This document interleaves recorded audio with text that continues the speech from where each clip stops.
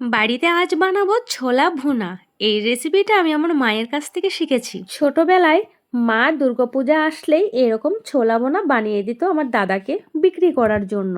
আসলে আমাদের গ্রামে পাড়াতে যেখানে পূজা হতো সেখানেই অনেকে ছোটোখাটো দোকান নিয়ে বসতো। সেই রকম আমার মা দাদাকে অনেক রকমের খাবার বানিয়ে দিত, তার মধ্যে ছিল ছোলা ভুনা।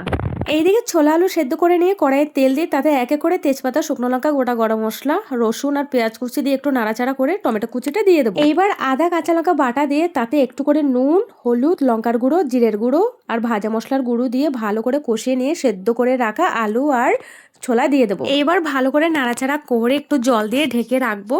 তারপরে ঢাকনাটা খুলে যখন জলটা কমে যাবে একটু করে ধনেপাতা দিয়ে আমি ছোলাটা নামিয়ে নেব। মুড়ি ছাড়াই ছোলা খেতে আমার একদমই ভালো লাগে না, আর দোকান থেকে মুড়ি আনিনি কারণ আগের কিছু মুড়ি ছিল নেতিয়ে গেছিলো, সেগুলো একটু কড়াইয়ে ভেজে নিলাম। ছোলা রান্না করে সবকিছু নিয়ে একদম ছাদে চলে গেছি রোদে বসে বসে খেতে। তো অপর্ণাকে দিয়ে দিলাম, ওর তো ভালো লেগেছে, আমারও অনেক ভালো লেগেছে। তোমরা 10-এ কত দিবা সেটা অবশ্যই কমেন্টে বলো।